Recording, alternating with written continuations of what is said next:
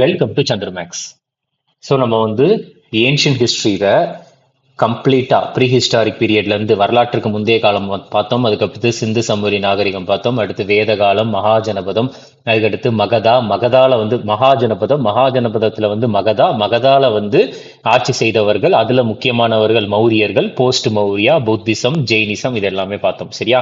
So இதுக்கு அடுத்துதான் வந்து யார் வராங்க அப்படின்னா வந்து குப்தர்கள். சரியா? குப்தர்களுடைய ஆட்சி காலம், குப்தர்களை பத்தி கம்ப்ளீட்டா எக்ஸாம் பாயிண்ட் ஆஃப் வியூல வந்து என்னென்ன விஷயங்கள் கேட்டாங்களோ அது எல்லாத்தையுமே வந்து ஒரு கதையா வந்து எடுத்துட்டு போயிட்டு நம்ம பார்க்க போறோம். இதுக்கு அடுத்தது வந்து குப்தர்களுக்கு அப்புறம் சேம் அதே மாதிரி போஸ்ட் குப்தாக்கு அப்புறம் அதோட வந்து நம்மளுக்கு ஏன்ஷியன் ஹிஸ்டரி அப்படின்றது முடிஞ்சிடும். அடுத்தது மிடேவல் ஹிஸ்டரிக்கு நம்ம வந்துடலாம். ரைட்டா? சரி, இதுல வந்து பார்த்துட்டீங்கன்னா நம்ம என்ன பார்க்க போறோம்னா கம்ப்ளீட்டா வந்து குப்தர்களின் காலம் தான். ஓகே, சரி, இதுல பாருங்க. ஓகே,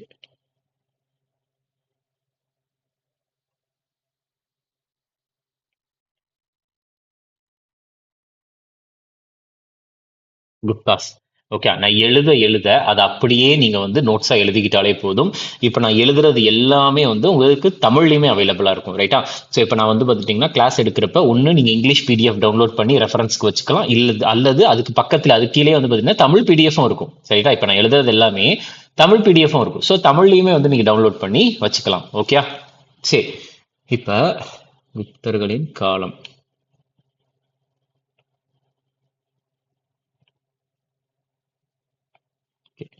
ஸோ இப்போ இங்கே பார்த்துட்டிங்கன்னா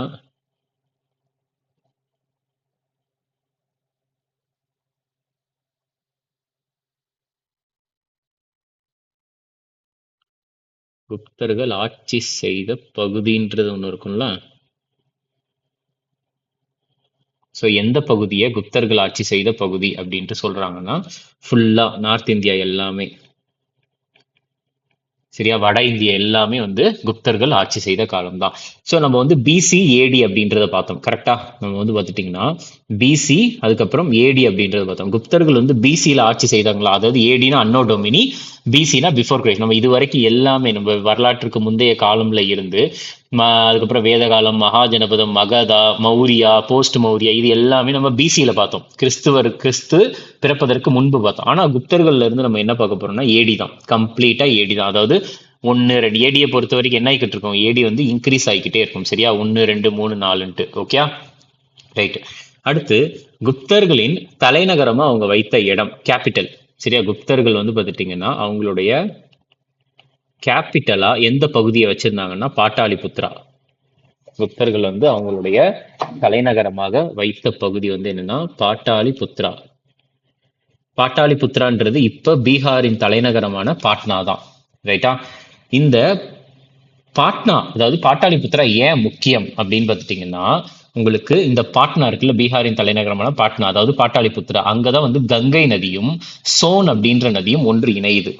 அதாவது கான்ஃப்ளூயன்ஸ் அப்படின்னு சொல்லுவாங்க. கான்ஃப்ளூயன்ஸ்னா வந்து 2 விஷயங்கள் ஒன்றாக சேரும் இடம்.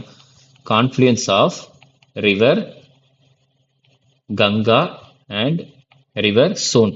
கங்கை நதியும் சோன் நதியும் ஒன்றாக இணையும் இடம் வந்து பார்த்துட்டீங்கன்னா எது அப்படின்னா இந்த பாட்னால தான் ஒன்று சேருது. ரைட்டா? அடுத்தது குப்தர்களை பொறுத்த வரைக்கும் அவங்க எந்த மதத்தை பின்பற்றினார்கள்? எந்த மதத்தை பின்பற்றினார்கள் அப்படின்னு கேட்டா ஹிந்துயிசம். ஹிந்து மதத்தை தான் பின்பற்றினார்கள். அதையும் தெரிஞ்சுக்கோங்க. ரைட்டா? அடுத்தது குப்தர்கள் வந்து எந்த ஆண்டு வரை ஆட்சி செய்தார்கள் அப்படின்னா டில் 5 4 3. சரியா? 543 ஏடி வரைக்கும் குப்தர்கள் வந்து 5 4 3 ஏடி வரைக்கும் ஆட்சி செய்தார்கள். அடுத்து குப்தர்களின் காலத்தை தான் என்னன்னு சொல்றாங்கன்னா, நான் இங்க எழுதுறேன், குப்தர்களின் காலத்தை என்னன்னு சொல்றாங்கன்னா கோல்டன் ஏஜ், அதாவது இந்திய வரலாற்றின் பொற்காலம் அப்படின்னு சொல்றாங்க. ரைட்டா? அதை வந்து என்னென்னலாம் மென்ஷன் பண்ணுவாங்க அப்படின்னா, அதை எப்படியெல்லாம் மென்ஷன் பண்ணுவாங்க அப்படின்னா இந்திய நாகரிகத்தின் பொற்காலம் அப்படின்ட்டு சொல்லுவாங்க. அதாவது golden age of Indian civilisation, இந்திய நாகரீகத்தின் பொற்காலம் அப்படின்னு சொல்லுவாங்க. அடுத்தது ஹிந்து மதத்தின் பொற்காலம் அப்படின்னு சொல்லுவாங்க குப்தர்களின் ஆட்சி காலத்தை, golden age of Hinduism. So அப்ப ஹிந்து மதத்தின் பொற்காலம் குப்தர்களின் காலம். இந்திய நாகரிகத்தின் பொற்காலம் குப்தர்களின் காலம் தான். சரியா? சோ அப்போ வந்து பார்த்துட்டீங்கன்னா பொற்காலம் பொற்காலம் அப்படின்னு சொல்றாங்களே, எதனால் பொற்காலம்? சரி, ஓகே, குப்தர்களின் காலம் பொற்காலம், ஓகே. எதனால் வந்து பார்த்துட்டீங்கன்னா இந்த இந்த கோல்டன் ஏஜ் அப்படின்ட்டு காரணம் என்ன அப்படின்னா, உங்களுக்கு லிட்ரேச்சர், இலக்கியத்துல தலை சிறந்து விளங்கினார்கள். அதுக்கு அடுத்தது அறிவியல், அறிவியல்ல தலை சிறந்து விளங்கினார்கள். அதுக்கு அடுத்தது கணிதம், மேத்தமெட்டிக்ஸ், கணிதத்திலையும் தலை சிறந்து விளங்கினார்கள். அதுக்கு அடுத்தது கீழே மெடிசின், மருத்துவத்திலையும் தலை சிறந்து விளங்கினார்கள். இந்த மாதிரி அனைத்து துறையிலையும் தலை சிறந்து விளங்கிய காரணத்தினால்தான் குப்தர்களின் காலத்தை பொற்காலம் அப்படின்ட்டு சொல்றோம். ஓகே, இந்த கணிதத்திற்கு வந்து பார்த்துட்டீங்கன்னா ஒரு எக்ஸாம்பிளும் இருக்குது, ரைட்டா? ஸோ மேத்தமெட்டிக்ஸை பொறுத்த வரைக்கும் குப்தர்கள்ல வந்து ஒரு மேத்தமெட்டிஷியன்ஸ் இருந்தாங்க. குப்தர்களை பொறுத்த வரைக்கும் குப்தா மேத்தமெட்டிஷியன்ஸ். ஃபார் எக்ஸாம்பிள் வந்து குப்தர்கள் காலத்துல யாரெல்லாம் இருந்தாங்க அப்படின்னா, பிரம்மகுப்தா அப்படின்ற ஒருத்தர் இருந்தார். குப்தா அப்படின்ற ஒருத்தர் இருந்தாரு. அதுக்கு அடுத்தது ஆரியபாட்டா இருந்தாரு. ஆரியபாட்டா. ஸோ மெயினா பிரம்மகுப்தா. ஸோ இவங்க இரண்டு பேரும் தான் வந்து எதை கண்டுபிடிச்சாங்க அப்படின்னா ஜீரோ. சரியா? பிரம்மகுப்தா மற்றும் ஆரியபட்டா தான் வந்து எதை கண்டுபிடித்தார்கள் அப்படின்னா ஜீரோவை கண்டுபிடிச்சாங்க. ரைட்டா? அதுக்கு ஒரு எடுத்துக்காட்டு தான் இது மேத்தமெட்டிக்ஸ். ரைட்டா? இது மாதிரி இலக்கியம், அறிவியல், கணிதம், மருத்துவம் அப்படின்ட்டு அனைத்து துறையிலையும் வந்து சிறந்து விளங்கினார்கள். யார் அப்படின்னா குப்தர்கள் வந்து விளங்கினார்கள் அப்படின்ட்டு சொல்லப்படுது. ஓகே, சரி. இது எல்லாமே வந்து குப்தர்களை பொறுத்த வரைக்கும் ஒரு ஒரு இன்ட்ரடக்ஷன். ரைட்டா? இப்ப அடுத்து வந்து வரிசையா நம்ம எல்லா குப்தாவையும் நம்ம பார்த்துருவோம். ஓகே, சரி.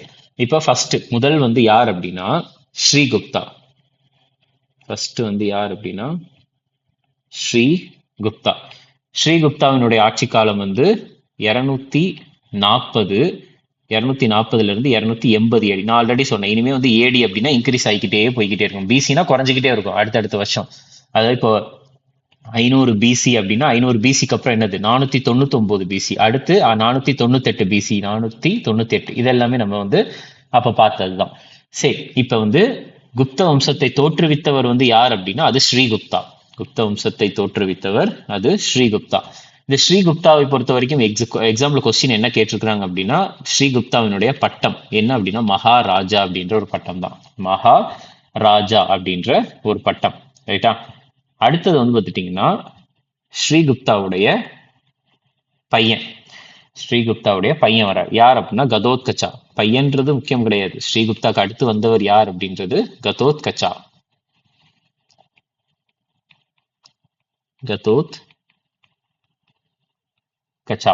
ரைட்டா? கதோத்கச்சாவின் ஆட்சி காலம் வந்து 280 இருந்து 319 ஏடி.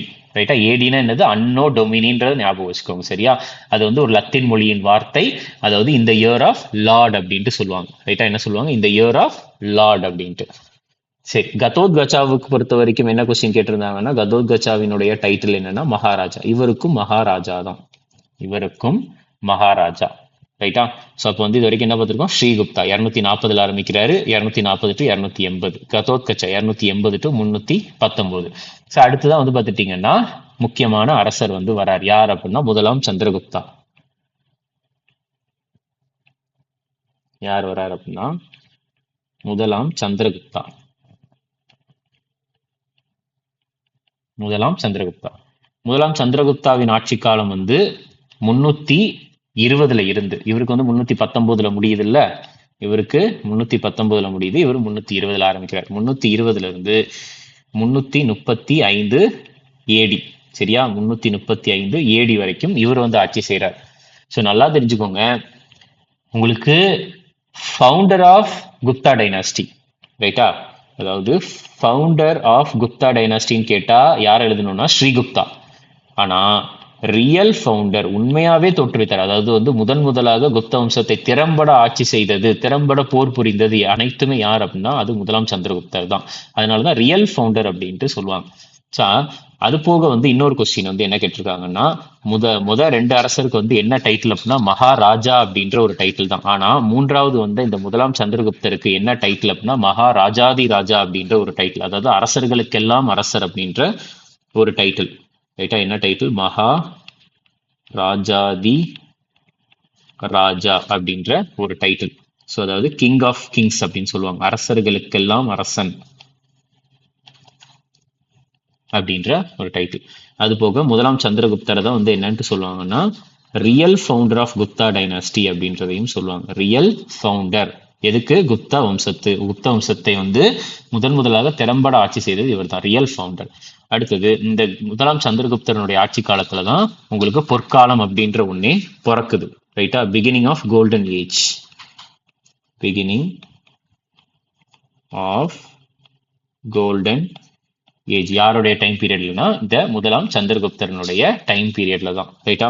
அடுத்து இந்த முதலாம் சந்திரகுப்தரனுடைய மனைவியின் பெயர், முதலாம் சந்திரகுப்தரின் மனைவி வைஃப் பேர் என்னன்னா குமாரதேவி.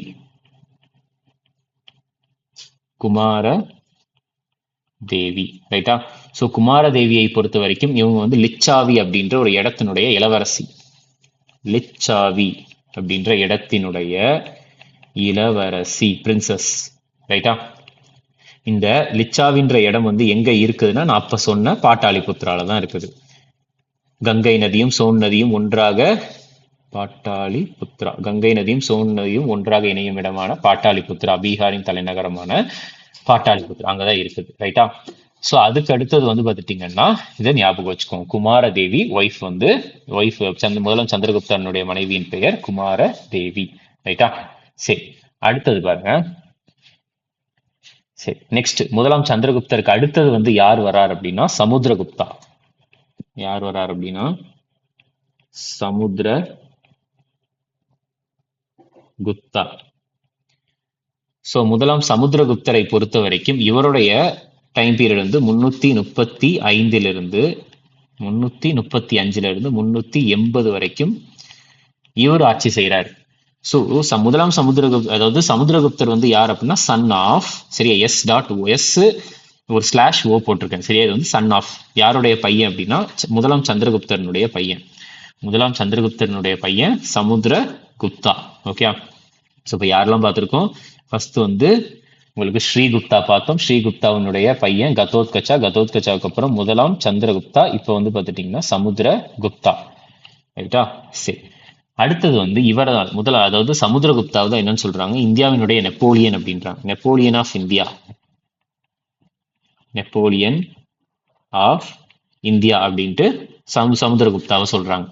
அதுக்கடுத்து 100 போர்களை வென்ற வீரன் அப்படின்ட்டும் சொல்றாங்க. Hero of 100 battles, hero of 100 battles அப்படின்ட்டு சொல்றாங்க. ஸோ நெப்போலியன் ஆஃப் இந்தியா மற்றும் ஹீரோ ஆஃப் 100 பேட்டில்ஸ் அப்படின்ட்டு இந்த இரண்டையும் சமுத்திரகுப்தா தான் அப்படின்ட்டு சொன்னவர் வந்து யார் அப்படின்னா, அதாவது Napoleon of India Samudragupta, hero of 100 battles Samudragupta இப்படின்ட்டு சொன்னவர் வந்து யார் அப்படின்னா வின்சென்ட் ஆடம் ஸ்மித் அப்படின்னு சொல்லுவாங்க. Vincent Adam Smith. ரைட்டா? அடுத்தது இந்த முதலாம் சமுத்திரகுப்தா இருக்கார்ல, சமுத்திரகுப்தரை பற்றி சமுத்திரகுப்தரனுடைய அவை புலவரான ஹரிசேனா ஒரு கல்வெட்டு எழுதி இருக்கிறார். சரியா? அது என்ன அப்படின்னா பிரயாக்ராஜ் பிரசஸ்தி அப்படின்னு சொல்றாங்க. பிரயாக்ராஜ் பிரசஸ்தி, பிரயாக்ராஜ் பிரசஸ்தி. ரைட்டா? இதுல வந்து பார்த்துட்டீங்கன்னா இந்த பிரசஸ்தி அப்படின்ற ஒரு வார்த்தை இருக்குதுல்ல, பிரசஸ்தி. இந்த பிரசஸ்தினா என்ன அர்த்தம்னா அரசரை பற்றி புகழ்ந்து பாடுவதுதான் பிரசஸ்தி அப்படின்னு சொல்லுவாங்க. அதாவது பிரைஸ் ஆஃப் கிங்ஸ். ரைட்டா? அதாவது பிரைஸ் அப்படின்றது வந்து PRAISE. ரைட்டா? அதாவது புகழ்ந்து பாடுவது, அரசரை பற்றி புகழ்ந்து பாடுவது பிரசஸ்தி அப்படின்னு சொல்லுவாங்க. இந்த பிரயாக்ராஜ் பிரசஸ்திக்கு இன்னொரு பெயர் இருக்கு, என்னன்னா அலகாபாத் பில்லர் கல்வெட்டு. இன்னொரு பெயர் இருக்கு, அலகாபாத் பில்லர் கல்வெட்டு அப்படின்ற ஒரு பெயர் இருக்கு. சரியா? பிரயாக்ராஜ் பிரசஸ்தி. இந்த பிரயாக்ராஜ் பிரசஸ்தியை வந்து எழுதுனது வந்து யார் அப்படின்னா ஹரிசேனா. இந்த ஹரிசேனா வந்து யார் அப்படின்னா கோர்ட் பொயட், சிபின்னு போடுறேன். சரியா? சிபினா கோர்ட் பொயட், அவை புலவர், கோர்ட் பொயட் ஆஃப் இந்த சமுத்திரகுப்தா தான். சரியா? ஸோ இப்போ சிபினா என்னது? Court poet, COURTPOET, court poet, அவை புலவர். எஸ்ஜினா இந்த சமுத்திரகுப்தா. சரியா? சமுத்திரகுப்தனுடைய அவை புலவர் தான் ஹரிசேனா. அது போக இந்த பிரயாக்ராஜ் பிரசஸ்தி வந்து எழுதுனது ஹரிசேனா. எந்த மொழியில் எழுதியிருப்பார் அப்படின்னா சமஸ்கிருத மொழியில் எழுதியிருப்பார். சமஸ்கிருத மொழியில் எழுதியிருப்பார். ரைட்டா? அதுக்கு அடுத்தது வந்து பார்த்துட்டிங்கன்னா நம்ம நிறைய வந்து பார்த்துட்டிங்கன்னா வேத காலத்தின் போது சாக்ரிஃபைஸ் பார்த்தோம். சரியா? சாக்ரிஃபைஸ். ஸோ அப்போ வந்து பார்த்துட்டிங்கன்னா இவர் தான் சமுத்திரகுப்தாவை தான் என்னன்னு சொல்றாங்கன்னா ரீஸ்டோரர் ஆஃப் அஸ்வமேதா அப்படின்னு சொல்றாங்க. சரியா? ரீஸ்டோரர் ஆஃப் அஸ்வமேதா சாக்ரிஃபைஸ் அப்படின்னும் சொல்லுவாங்க. Okay, restorer. அதாவது அஸ்வமேதா அப்படின்றது வந்து என்ன சொல்லுவாங்கன்னா அது வந்து ஒரு ஹார்ஸ் சாக்ரிஃபைஸ் அப்படின்னு சொல்லுவாங்க. ரைட்டா? ஹார்ஸ் சாக்ரிஃபைஸ் அது எல்லாமே நான் ஆல்ரெடி சொல்லியிருந்தேன் வேத காலத்தின் போதே. ரீஸ்டோரர் ஆஃப் அஸ்வமேதா அப்படின்ட்டு யாரை சொல்லுவாங்கன்னா சமுத்திரகுப்தாவை தான் சொல்லுவாங்க. ரைட்டா? ஸோ இதையும் வந்து நீங்க தெரிஞ்சுக்கோங்க. சரி, ரொம்ப முக்கியம். அதுக்கு அடுத்தது இந்த இதில் நான் சொல்றதுக்கு வந்துட்டேன். ஸோ உங்களுக்கு வந்து குப்தர்களை பொறுத்த வரைக்கும் குப்தர்கள் வந்து அதிகமாக யூஸ் பண்ண மொழி லாங்குவேஜ் எந்த மொழியை யூஸ் பண்ணாங்கன்னா சமஸ்கிருதம். சமஸ்கிருத மொழியை யூஸ் பண்ணாங்க. அடுத்தது அதிகமா வந்து அவங்க யூஸ் பண்ண ஸ்கிரிப்ட்னா வந்து எழுத்து. சரியா? எந்த எழுத்தை வந்து அதிகமா யூஸ் பண்ணாங்கன்னா பிரம்மி அப்படின்ற எழுத்தை தான் யூஸ் பண்ணாங்க. பிரம்மி எழுத்து. சரியா? சமஸ்கிருத மொழியையும் அதுக்கடுத்து பிரம்மி எழுத்தையும் வந்து அவங்க அதிகமாக யூஸ் பண்ணாங்க. ஓகே, சரி. ஸோ அப்போ ரீஸ்டோரர் ஆஃப் அஸ்வமேதா. அஸ்வமேதான்றது ஒரு சாக்ரிஃபைஸ். ஓகே, 3 சாக்ரிஃபைஸ் நம்ம பார்த்தோம். அஸ்வமேதா, அதுக்கு அடுத்தது வந்து பார்த்துட்டிங்கன்னா யாஜ்பானா அப்படின்ற ஒரு 3 சாக்ரிஃபைஸ் வந்து பார்த்துட்டிங்கன்னா பார்த்தோம். சரி, நெக்ஸ்ட் பாருங்க.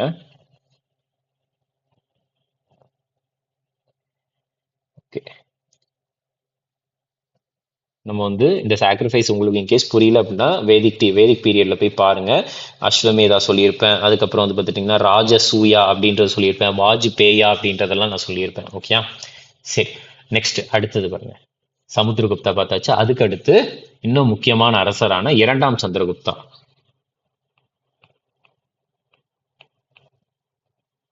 அதுக்கடுத்து மிக முக்கியமான அரசரான 2ஆம் சந்திரகுப்தா. 2ஆம் சந்திரகுப்தனுடைய ஆட்சி காலம் வந்து 380 415 AD வரைக்கும் இவர் ஆட்சி செய்கிறார். ஸோ இவருக்கு வந்து நிறைய பட்டங்கள் இருக்கு. இவரை வந்து என்னென்னலாம் அழைக்கிறாங்க அப்படின்னா விக்ரமாதித்யா அப்படின்னு அழைக்கிறாங்க. நிறைய எக்ஸாம்பிள் கேட்டிருக்கிறாங்க. விக்ரமாதித்யா அப்படின்ட்டு அழைக்கிறாங்க. அடுத்தது வந்து தேவகுப்தா அப்படின்ட்டு அழைச்சிருக்கிறாங்க. தேவகுப்தா அப்படின்ட்டு இவரை வந்து கூப்பிட்டுருக்கிறாங்க. விக்ரமாதித்யா, தேவகுப்தா. அடுத்து இவருடைய கோர்ட்டு. சரியா? இவருடைய அவை. ரைட்டா? கோர்ட்டுன்றது அவை. இவருடைய அவையில வந்து பார்த்துட்டிங்கன்னா யார் இருந்திருக்காங்கன்னா நவரத்னாஸ் இருந்திருக்கிறாங்க. நவரத்னாஸ் இருந்திருக்கிறாங்க. ரைட்டா? ஸோ அந்த நவரத்னாஸை நான் அடுத்த பேஜில் எழுதுறேன். பட் ஆனால் அதுக்கு முன்னாடி ஒரு சின்ன விஷயம் தெரிஞ்சுக்கோங்க. நம்ம வந்து அதாவது இந்தியன் ஹிஸ்ட்ரி பார்க்குறப்ப வந்து 2-9 பார்ப்போம், 2-8 பார்ப்போம். இதை ஞாபகம் வச்சுக்கோங்க. 2-9, 2-8. ஸோ அப்போ அந்த 2-9 வந்து என்ன அப்படின்னா நவரத்னா. சரியா? அதாவது 2-9 வந்து என்ன அப்படின்னா இதில் நான் எழுதுறேன். இதில் இது வந்து நவரத்னா நவரத்னங்கள் 9 பேரை 9 விஷயங்களை தான் நவரத்னம் அப்படின்னு சொல்லுவோம். ரைட்டா? நவதானியம் 9, அதுக்கப்புறம் நவகிரகம் 9, இது எல்லாத்தையுமே வந்து பார்த்தீங்கன்னா நவ அப்படின்னா வந்து நயன் ஞாபகம் வச்சுக்கோங்க. சரியா? ஹிஸ்டரியில பார்க்கறது இந்த 9 வந்து நவரத்னா. அடுத்து இந்த 9 வந்து பார்த்துட்டிங்கன்னா இதுவுமே வந்து நவரத்னாஸ். இந்த 8 வந்து பார்த்துட்டிங்கன்னா அஷ்ட பிரதான் அப்படின்றது பார்ப்போம். இல்லை, ஃபர்ஸ்ட் வந்து இதில் வந்து அஷ்ட திக்கஜா தான் பார்ப்போம். அஷ்ட திக்கஜா அதாவது 8 தெலுங்கு புலவர்களை கொண்ட ஒரு குழு. அஷ்ட அப்படின்னா 8. ரைட்டா? இங்கே வந்து அஷ்ட பிரதான். இது வந்து சத்ரபதி சிவாஜி அவருடைய அவையில இருந்த 8 பதவிகள். ஸோ அப்போ இதுல வந்து இந்த முதல் 9 வந்து நம்ம யார் இதுல பார்ப்போம் அப்படின்னா இந்த சந்திரகுப்தா இவரோட இதுலயே பார்த்துருப்போம். இவரோட இதுலயே 2ஆம் சந்திரகுப்தாவுடைய இதுல பார்ப்போம். அதுக்கடுத்து 2ஆம் நவரத்னா யாருடைய அவையில பார்ப்போம்னா அக்பர்னுடைய அவையில பார்ப்போம். இந்த அஷ்ட திக்கஜா அப்படின்றது யாருடைய அவையில பார்ப்போம்னா கிருஷ்ண தேவராயரின் அவையில பார்ப்போம். கேடிஆர் கிருஷ்ண தேவராயர். அடுத்தது இந்த அஷ்ட பிரதான் அப்படின்றது வந்து யாருடைய அவையில பார்ப்போம் அஷ்ட பிரதான் வந்து சத்ரபதி சிவாஜியினுடைய அவையில பார்ப்போம். சிவாஜி. சரியா? இது வந்து ஞாபகம் வச்சுக்கோங்க. இது ஒரு சின்ன பாக்ஸ் தான். ஏன்னா எக்ஸாம்பிள் வந்து நிறைய டைம் கேட்டிருக்கிறாங்க. செகண்ட்.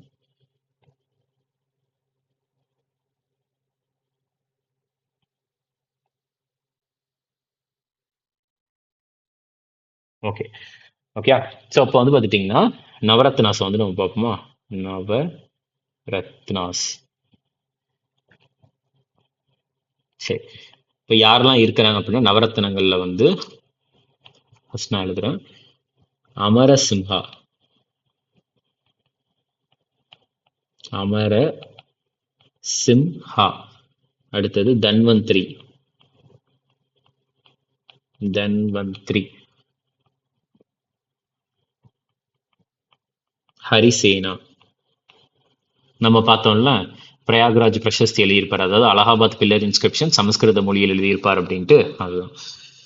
அதுக்கடுத்து காளிதாசர், ரொம்ப முக்கியமானவர். காளிதாசா இல்லைன்னா காளிதாஸ். காளிதாஸ். அடுத்தது காப்பானகா.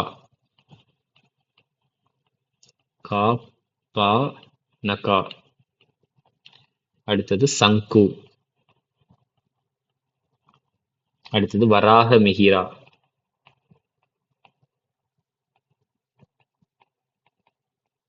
வராக மிகிரா. அடுத்தது வாரா ருச்சி. வாரா ருச்சி. அடுத்தது வித்தல் பாட்டா.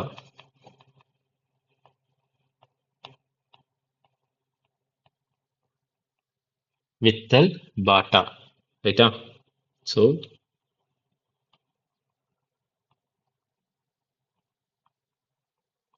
இந்த 9 பேர் தான் இரண்டாம் சந்திரகுப்தரனுடைய அவையில் இருந்த நவரத்னங்கள். ஸோ அடுத்தது வந்து வேற என்ன கொஸ்டின் கேட்பாங்கன்னா, இவங்க வந்து எந்த ஒரு துறையை சார்ந்தவர்கள் அப்படின்ற மாதிரி கேள்வி கேட்பாங்க. ஓகே.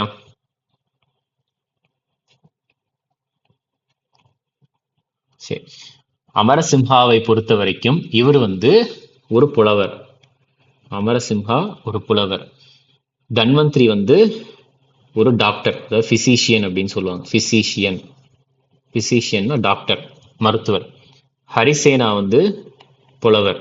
காளிதாசர் அனைவருக்குமே தெரியும், இவரும் ஒரு புலவர் தான். இவர் எழுதிய நூல்கள் வந்து நான் எழுதி போடுறேன். ரைட்டா, முக்கியமானது. அடுத்தது காப்பானக்கா வந்து ஒரு ஜோதிடர், அஸ்ட்ராலஜர். காப்பானக்கா. சங்கு, இவர் வந்து கட்டிடக்கலை நிபுணர், ஆர்கிடெக்ட். சரியா. அடுத்தது வராக மிகிரா. வராக மிகிராவும் ஒரு பொயட்டு தான். வராக மிகிரா இவருமே வந்து பார்த்துட்டிங்கன்னா ஒரு பொயட். அது போக வந்து இவரை மெயினாக வந்து இன்னொன்று சொல்லுவாங்க, பொயட்டுன்றதை விட நம்ம வந்து அஸ்ட்ராலஜர் அப்படின்னு இவரையும் சொல்லலாம். அஸ்ட்ராலஜர். அது போக இவர் நிறைய நூல்கள் எழுதியிருக்காரு, நான் அதையும் எழுதி போடுறேன். அடுத்தது வாரா ருச்சி. சரியா, வாரா ருச்சியுமே வந்து ரொம்ப முக்கியம். ரைட்டா. ஏன் அப்படின்னா வாரா ருச்சி வந்து இந்த 9 புலவர்கள் வந்து இவர் வந்து ஒரு கிராமரியன். சரியா, கிராமரியன், இலக்கண அறிஞர்.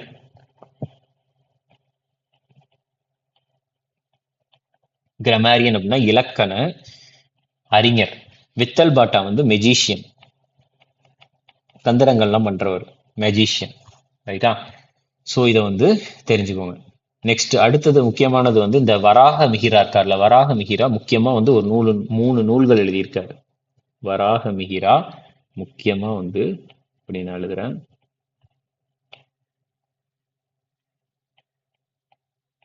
புக்ஸ் ஒரு 3 புத்தகங்கள் வந்து எழுதியிருக்கிறார். ஸோ அது என்னென்ன புத்தகங்கள் அப்படின்னா,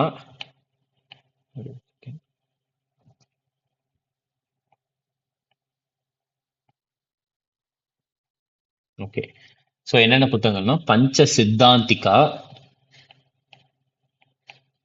பஞ்ச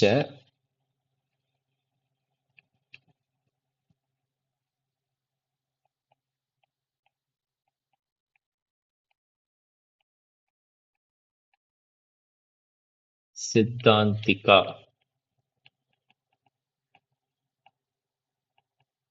அடுத்தது பிருஹத் சம்ஹிதா.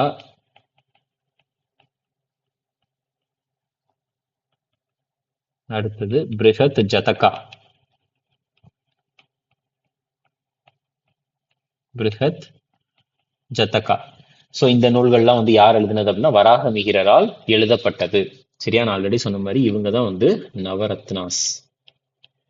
நவரத்னாஸ் யாருடைய நவரத்னம் அப்படின்னா இரண்டாம் சந்திரகுப்தனுடைய நவரத்னாஸ். ஓகே, இது தெரிஞ்சுக்கோங்க.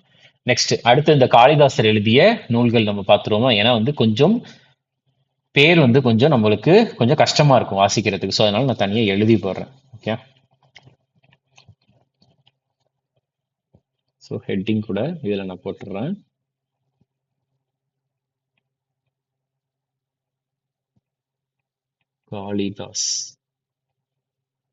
காளிதாசரால் எழுதப்பட்ட புத்தகங்கள். ஸோ என்னென்ன புத்தகங்கள்லாம் எழுதியிருக்காருன்னா ஃபர்ஸ்ட் வந்து மேக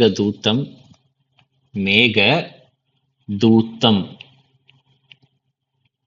அடுத்தது விக்ரமோர் வசியம், விக்ரம் விக்ரம் ஓர் வசியம், விக்ரமோர் வசியம், அடுத்தது குமார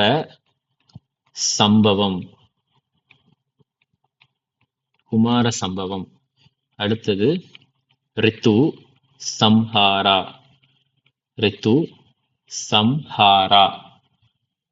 அடுத்தது அபிஞான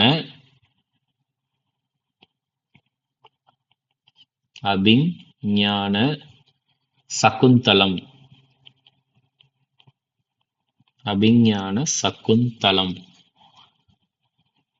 அதுக்கு அடுத்தது மாளவிக் அக்னி மித்ரம். இந்த மாளவிக் அக்னி மித்ரம் நான் ஆல்ரெடி சொல்லியிருப்பேன்னு நினைக்கிறேன். அதாவது நம்ம சுங்கா வம்சம் பார்த்தோம். சுங்கா வம்சத்தை தோற்றுவித்தவர் புஷ்யமித்ர சுங்கா அப்படின்னு பார்த்தோம். அந்த புஷ்யமித்ர சுங்காவினுடைய பையனான அக்னிமித்ரா இருப்பார். அந்த அக்னிமித்ராவுக்கும் மாளவிகாவுக்கும் ஏற்படுகிற காதல் கதையை காளிதாசர் மாளவிக் அக்னிமித்ரம் அப்படின்ட்டு எழுதியிருப்பார். ரைட்டா. அதுக்கு அடுத்தது வந்து பார்த்துட்டீங்கன்னா இன்னொரு நூல் இருக்கு, ரகு வம்சம்.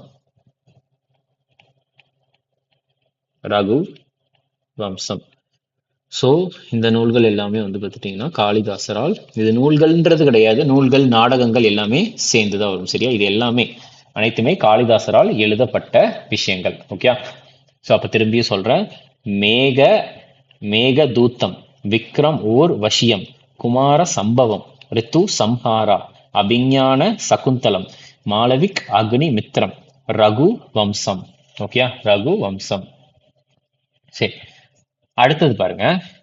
ஸோ இதுதான் வந்து பார்த்துட்டிங்கன்னா ஒரு சில முக்கியமானது. அது போக இந்த இரண்டாம் சந்திரகுப்தர் இருக்கார்ல, இந்த இரண்டாம் சந்திரகுப்தரனுடைய டைம் பீரியட்ல வேற என்னெல்லாம் நடக்குது இங்கே நான் எழுதுறேன். இங்க சைட்ல இது வந்து நோட்டு தான். சரியா, இது வந்து இரண்டாம் சந்திரகுப்தருக்கும் இதுக்கும் சம்பந்தம் கிடையாது. ஜஸ்ட் வந்து நம்ம ஞாபகம் வச்சுக்கிறதுக்காக ஒரு விஷயம், அதனால தான் நான் பாக்ஸ்ல போட்டிருக்கேன். ரைட்டா. சரி, அடுத்து இவருடைய டைம் பீரியட்ல தான் யார் வர்றாருன்னா ஃபாஹெயின் அப்படின்ற ஒருத்தர் வராரு. யார் அப்படின்னா ஃபாஹெயின். நம்ம நிறைய டிராவலர்ஸ்லாம் பார்த்துருப்போம்ல. ஸோ அப்போ வந்து மேக்ஸிமம் டிராவலர்ஸ் பார்த்துருக்கோட்டும், இதுக்கு அடுத்து தான் நிறைய பேர் பார்ப்போம். ரைட்டா. நிறைய பேர் வந்து இங்கே வந்து பயணிகள் வருவாங்க. எதுக்காகனா இந்தியாவை பற்றி படிப்பதற்கும் நிறைய மதங்களை பற்றி படிப்பதற்கும். இந்த ஃபாஹெயினை வந்து ஃபாக்சியான் அப்படின்னு சொல்லுவாங்க. ஃபாஹெயினை வந்து ஃபாக்சைன் அப்படின்னு சொல்லுவாங்க. ஸோ இவர் வந்து பார்த்துட்டிங்கன்னா யாருன்னா ஒரு டிராவலர், டிஆர்னு போடுறேன், டிராவலர் பயணி. எங்கிருந்து வரார் அப்படின்னா சீனாவில இருந்து வரார். அடுத்து இரண்டாம் சந்திரகுப்தனுடைய அவையில வந்து யார் இருக்கிறார் அப்படின்னா ஆரியபட்டா இருக்கிறார். யாருன்னா ஆரியபாட்டா இருக்கிறார். சரியா, இல்லை இப்படி எழுதிக்கலாம். இரண்டாம் சந்திரகுப்தனுடைய அவை கோர்ட்ல வந்து யார் இருக்கிறார்னா ஆரியபட்டா இருக்கிறாரு. இந்த ஆரியபாட்டாவால் எழுதப்பட்ட நூல் தான் வந்து என்னன்னா ஆரியபாட்டியா. அடுத்து ஒரு சில புத்தகங்கள்லாம் எழுதியிருப்பார். என்னென்னா அதில் எழுதுறேன். ஸோ 2 நூல்கள் எழுதியிருக்கிறார். ஒன்று வந்து என்னன்னா நான் கீழே எழுதுறேன். ஸோ ஆரியபாட்டாவால் எழுதப்பட்ட புத்தகங்கள். ஸோ ஒன்று வந்து ஆரியபாட்டியா,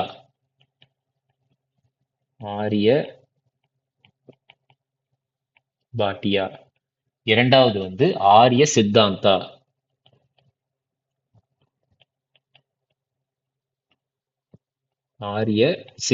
இந்த நூல்கள் எல்லாமே எழுதுறாரு. ரைட்டா. அடுத்தது இந்த இரண்டாம் சந்திரகுப்தனுடைய டைம் பீரியட்ல தான் வந்து ஒரு பில்லர் வந்து நிறுவப்படுது. அது என்ன பில்லர், என்ன தூண் அப்படின்னா மெஹரௌலி இரும்பு தூண். மெஹரௌலி இரும்பு தூண். மெஹரௌலி இரும்பு தூண். இந்த மெஹரௌலி இரும்பு தூண் வந்து கட்டப்பட்டது. எப்பொழுது வந்து நிறுவப்பட்டதுன்னா இவருடைய ஆட்சி பீரியட்ல தான். His period built during his period. இவருடைய டைம் பீரியட்ல தான் வந்து இவருடைய ஆட்சியின் போது தான் இது நிறுவப்பட்டது. ஸோ அது போக வந்து பார்த்துட்டிங்கன்னா இந்த பில்லரை பொறுத்த வரைக்கும் என்னெல்லாம் வந்து ரொம்ப ஃபேமஸ் அப்படின்னா, ஸோ இது வந்து பார்த்துட்டிங்கன்னா ரஸ்ட் ரெசிஸ்டன்ட், அதாவது துரு பிடிக்கவே பிடிக்கல. இப்போ கிட்டத்தட்ட வந்து பல்லாயிரம் வருடங்கள் ஆயிருச்சு. ஆனால் வந்து இப்போ வரைக்கும் வந்து அந்த இரும்பானது வந்து கொஞ்சம் கூட மழை பார்த்துருச்சு, புயல் பார்த்துருச்சு, எல்லாமே பார்த்துருச்சு. ஆனால் இப்போ வரைக்கும் வந்து பார்த்துட்டிங்கன்னா அது கொஞ்சம் கூட துரு பிடிக்கல. சரியா, துரு பிடிக்காத ஒன்று ரஸ்ட் ரெசிஸ்டன்ட் அப்படின்ட்டு. அது போக இந்த பில்லரை பொறுத்த வரைக்கும் ஒரு சுமாராக வந்து 7 மீட்டர், அதாவது இந்த சிம்பிள் வந்து தோராயமா ரைட்டா அப்ராக்சிமேட்டா வந்து ஒரு 7 மீட்டர் உயர முடியாது. அதுக்கு அடுத்தது இந்த பில்லர் வந்து எங்கு இருக்கிறது அப்படின்னு கேட்டா இது வந்து குதுப் காம்ப்ளெக்ஸ்ல இருக்கு. இது வந்து எங்க இருக்குன்னா குத்துப் காம்ப்ளெக்ஸ். குத்துப் காம்ப்ளெக்ஸ் எங்க இருக்குதுன்னா டெல்லி. ரைட்டா, குதுப் காம்ப்ளெக்ஸ் வந்து எங்க இருக்கிறது அப்படின்னா டெல்லியில இருக்குது. ஓகே, சரி, அதையும் ஞாபகம் வச்சுக்கோ. நெக்ஸ்ட் அடுத்தது இந்த இரண்டாம் சந்திரகுப்தனுடைய டைம் பீரியட்ல தான் நிறைய வெள்ளி நாணயங்களை ரிலீஸ் பண்றாங்க. அதாவது இரண்டாம் சந்திரகுப்தனுடைய அவையில. அதுக்கு பேர் வந்து என்னன்னு சொல்றாங்க, ருப்பக்கா அப்படின்னு சொல்றாங்க. ருப்பக்கா அப்படின்ட்டு சொல்றாங்க. ருப்பக்கா. ஓகே, சரி. இது இரண்டாம் சந்திரகுப்தரை பொறுத்த வரைக்கும். அடுத்து இரண்டாம் சந்திரகுப்தருக்கு அடுத்து வந்து யார் வர்றார் அப்படின்னா முதலாம் குமாரகுப்தா. யார் வர்றார் அப்படின்னா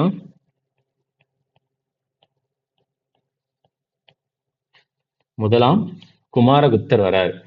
ஸோ முதலாம் குமாரகுப்தரை பொறுத்த வரைக்கும் 415 இருந்து 455 ஏடி வரைக்கும் இவர் வந்து ஆட்சி செஞ்சிருக்கிறார். சரியா, 415 இருந்து 455 ஏடி வரைக்கும் ஆட்சி செஞ்சிருக்கிறாரு.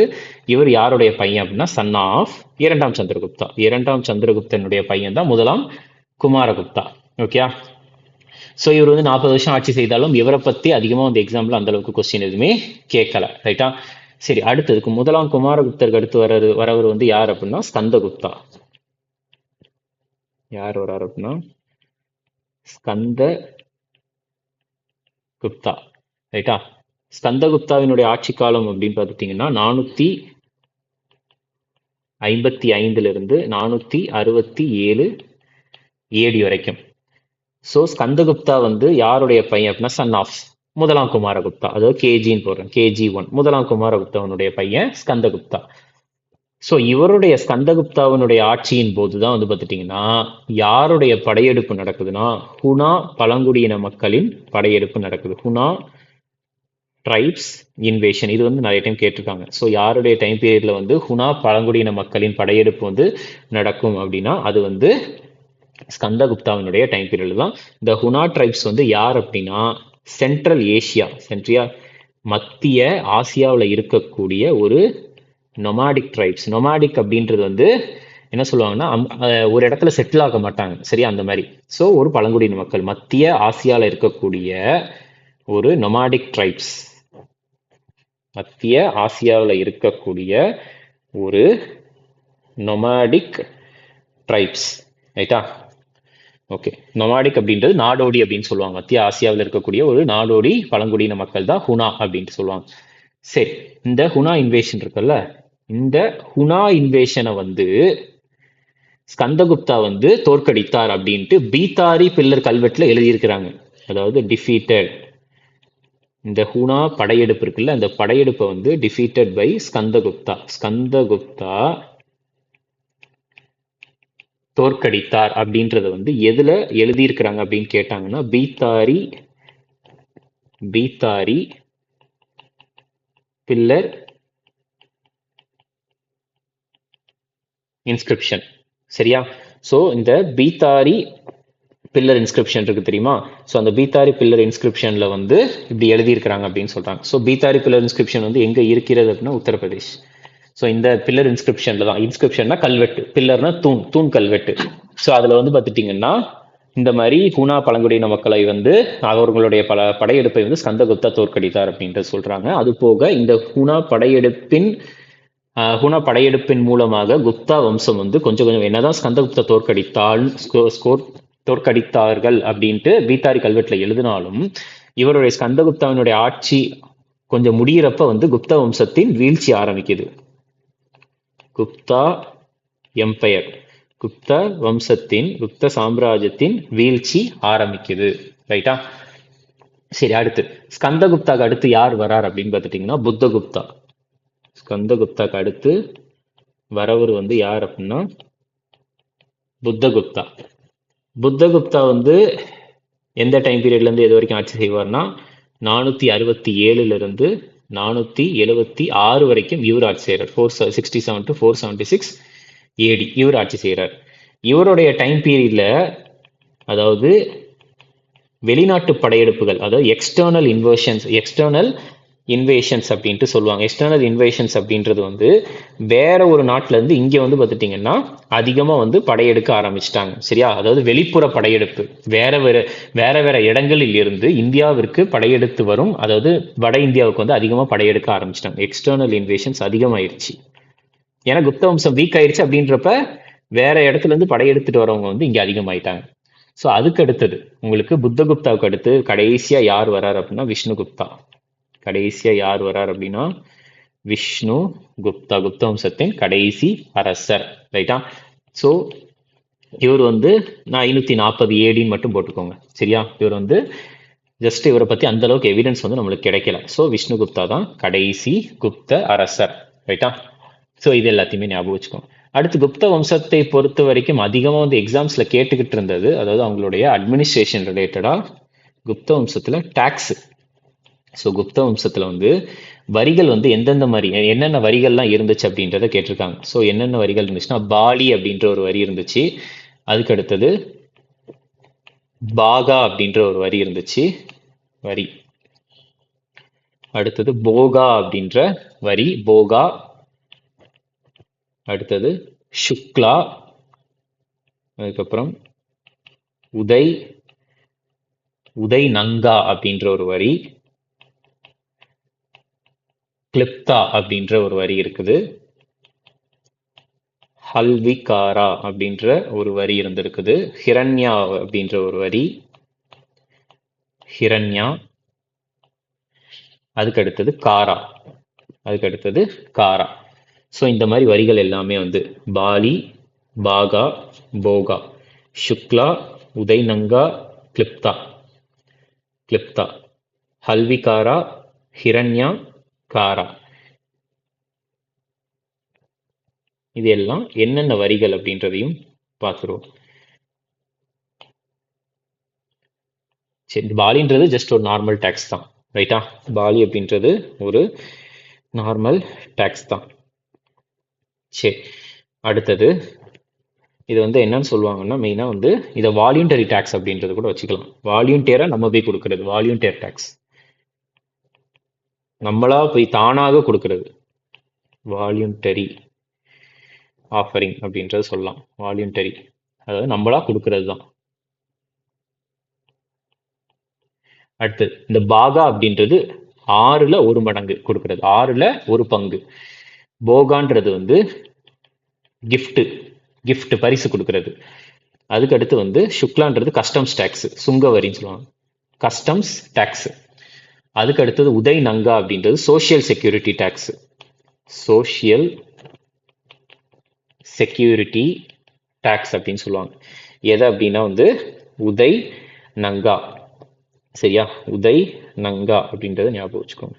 நெக்ஸ்ட் சோசியல் செக்யூரிட்டி டேக்ஸ் அப்படின்றது சமூக பாதுகாப்பு வரி. அடுத்தது கிளிப்டா அப்படின்றது இதுவுமே வந்து ஒரு வரி தான். எதற்கான ஒரு வரி அப்படின்னா நம்ம விற்கிறப்பையோ அல்லது ஒரு பொருளை வாங்குறப்பையோ, அதாவது அந்த பொருள் வந்து என்னன்னா நிலம், ஒரு நிலத்தை வந்து விற்கிறப்பையோ வாங்குறப்பையோ வந்து பார்த்துட்டீங்கன்னா நம்ம கட்டப்படும் வரி வந்து கிளிப்தா லேண்ட்ஸ். அடுத்தது ஹல்விகாரா அப்படின்றது வந்து பிளஃப் ஷேர் டேக்ஸ் அப்படின்னு சொல்லுவாங்க. சரியா? பிளஃப் ஷேர் டேக்ஸ் அதாவது உழுமுனை உழுமுனை வரி. பிளஃப் ஷேர் அப்படின்றது உழுமுனை. பிளஃப் ஷேர் டேக்ஸ் அல்விகாரா அப்படின்றது பிளஃப் ஷேர் டேக்ஸ். ஹிரண்யா அப்படின்றது தங்கத்துக்கான வரி, கோல்டு டேக்ஸ். காரா அப்படின்றது இர்ரெகுலர் டேக்ஸ், எப்பவுமேலாம் இருக்காது, அப்பப்போ வந்து இந்த வரி இருக்கும், irregular tax. So maximum questions கேட்டாங்க அப்படின்னா இந்த சுக்லா அப்படின்றது யாருடைய டைம் பீரியட்ல இருந்த ஒரு வரி அப்படின்னா அது குப்தர்களின் காலம். சரியா? ஸோ இதுதான் வந்து பார்த்துட்டிங்கன்னா நம்மளுக்கு எக்ஸாம் பாயிண்ட் ஆஃப் வியூல குப்தர்களை பொறுத்த வரைக்கும் முக்கியமானது. நம்ம நெக்ஸ்ட் கிளாஸ் வந்து குப்தர்களுக்கு அடுத்து வந்து ஆட்சி செய்தவர்களை பற்றி நம்ம பார்க்கலாம். Okay, thank you.